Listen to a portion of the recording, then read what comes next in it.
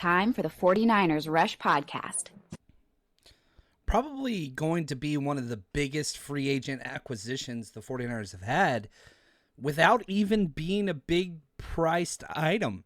The amount of money that the 49ers paid to bring in Clelin Ferrell, the defensive end, who I think starting week one almost regardless of whatever happens with Bosa, Drake Jackson, this dude has performed so well throughout camp in the preseason.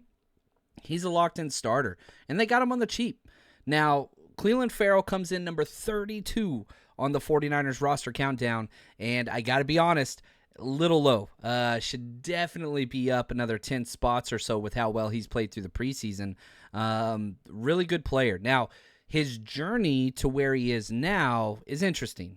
Definitely did not perform to his draft status. There is no doubt about that. You know, whenever he was picked number 4 overall in 2019, it was a little bit of a stretch. I liked him. I had him as a top 10 player myself. It just didn't come to fruition. Bad coaching, bad placement, no development whatsoever. And in the short time he's been with the Niners, oh my gosh, he's flourished. Shout out to Josh, the 49ers guru, who's done a heck of a job throughout this whole series. So let's dive into Clelin Ferrell, who he is. He wears jersey number 94. Which there's been a lot of 94s in the 49ers past. We'll see how he fits into that whole range. 6'4", 265. Exact height and build that you want with an edge 4'3" defensive lineman. 34 and 1/8 inch arms, long-armed. Built like an offensive tackle, to be honest with you. He's 26 years old. He did have a turf toe issue, so he didn't do all of the combine metrics and everything else. But 25 bench press reps. This dude is strong, and he plays like it. Went to Benedictine High School, private school, and, you know, committed to Clemson. He was a 4-star recruit. He tore his ACL his senior year in high school. Probably could have had his pick to go to anywhere, you know, in the country. But his story is interesting, and some of the reasons why I think he went so high in the draft was he's such a clean player on and off the field. This dude's parents, his mom and dad, served a combined 46 years in the United States Army. His dad served 2 tours in Vietnam. And so you're talking about somebody that's grew up in a very, very strict, disciplined household. He's the youngest of 9 kids. This dude's had to fight through a lot, you know, with crowded rooms and all that stuff. But anybody who's talked to him off the field, it comes through the way in which he was raised. You're talking about a clean, professional, good human being that translates to football. He's 2 years basketball player. He was a heck of a player there. And you look at what he did with his time in Clemson. 2-time national championship. 2-time. He won 1 with Deshaun Watson there. He won 1 with Trevor Lawrence there. He was a 2-time All-American, and it's not like he was just along for the ride. He was the ACC Defensive Player of the Year. Ted Hendricks Award winner as a junior back in 2018. So it's not like the pick being drafted 4th overall was a stretch. He just hasn't really lived into it. There's no doubt about that.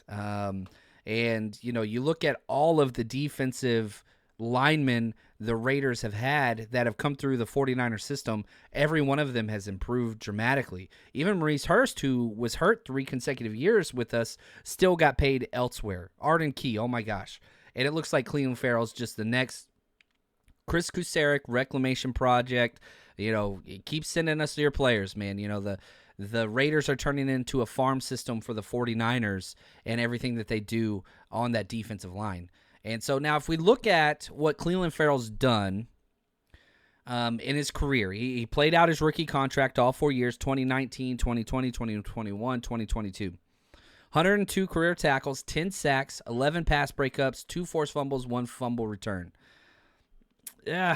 Last year, played in 16 games, but only started 4.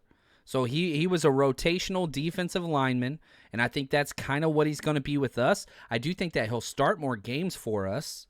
He's going to be used on base downs. I think that's just what it's going to be. And if you look at the snaps that he did last year, 492 snaps, his PFF scores 63.8 overall, 58.2 run, 70 tackling, 60.1 pass rush, 72 coverage, 11 solo stops by himself last year. But you look at what he's done through the preseason, good gosh.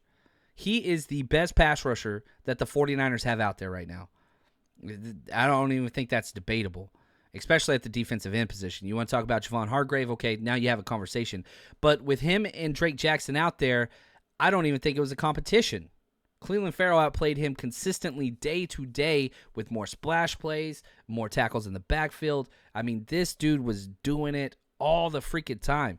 And if you go to, just the last couple days in team at the training camp facility, man, he had a tackle for loss where he pushed Trent Williams back one day, and it was just like, holy cow, what the hell is happening here?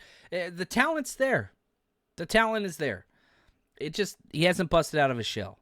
Now, hopefully Nick Bosa's deal gets done soon and he comes back and can play opposite of him, because this is somebody that's played in 58 games as a pro. He's got the technique. And, I go back to when I wrote my draft recap of him, or preview of him before he got drafted.